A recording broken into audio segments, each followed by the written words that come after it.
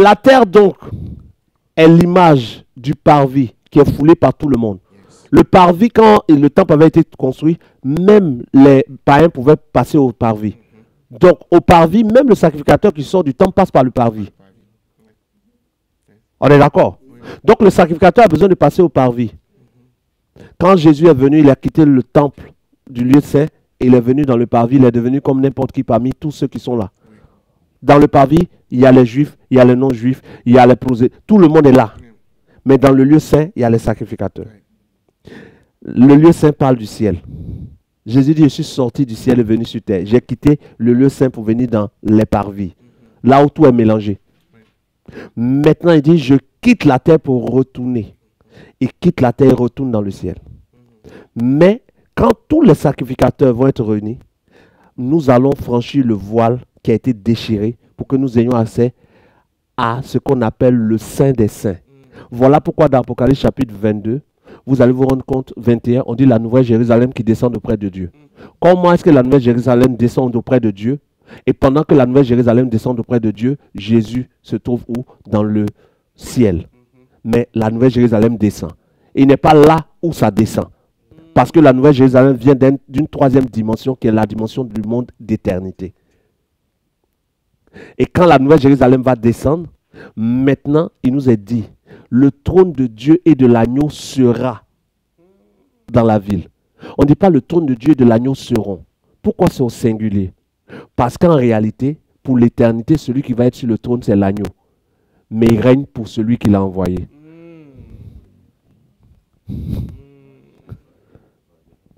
Parce que la dimension de Dieu, Dieu dans sa réalité, ne peut jamais être vu par l'une de ces créatures que nous sommes. Même l'éternité, on ne pourra pas voir Dieu dans sa totalité. C'est impossible. Donc Jésus dit à celui qui vaincra, je le ferai asseoir avec moi sur mon trône. Comme moi j'ai vaincu et je me suis assis sur le trône de mon Père. Apocalypse 3, 12.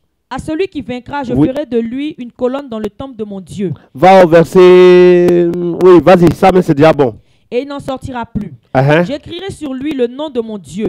Et le nom de la ville de mon Dieu, de la nouvelle Jérusalem, qui descend du ciel d'auprès de mon Dieu. Donc, il est en train de dire quoi? Celui qui vaincra... Vas-y. Je ferai de lui une colonne dans le temple de mon Dieu. Et il n'en sortira plus.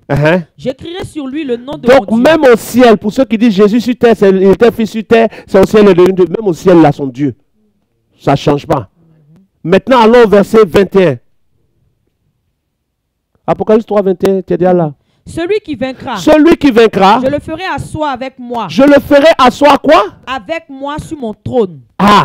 Donc ce n'est pas lui seul qui s'assoit. Quand on dit il est assis sur le trône de Dieu et de l'agneau sera. Mais le trône de l'agneau est le trône de tous ceux qui ont vaincu. Relis. Celui qui vaincra, je le ferai asseoir avec moi sur mon trône. Comme moi j'ai vaincu et me suis assis avec mon Père sur son trône. Ma question. Jésus est assis à la droite du Père ou il est assis sur le trône du Père? Le texte dit quoi? À la droite du Père ou assis sur le trône du Père? Les textes disent à la droite. Parce qu'en réalité, la droite du Père est le centre du trône. Ça veut dire quoi, Dieu? Supposons que c'est le trône du Père. La droite, c'est ici. Or, le Père, le Dieu que nous on a, excusez-moi ce que j'ai dit, n'a pas de fesses. Il ne s'assoit pas. Il est omniprésent. Il est partout en même temps. Et il n'est absent nulle part.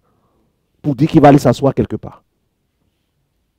Donc, si Dieu devait s'asseoir sur un trône, Jésus serait à sa droite. Mais comme Dieu ne s'assoit pas, il précise quand même que Jésus est à sa droite pour dire celui qui est la droite de l'Éternel, celui qui sera considéré comme la force de l'Éternel, celui qui régnera pour moi. Michée chapitre 5. Et toi, Bethléem Ephrata, de toi sortira pour moi celui qui régnera. Donc, celui qui va régner pour moi est mon bras droit à ma droite. Et comme le règne se caractérise par un trône.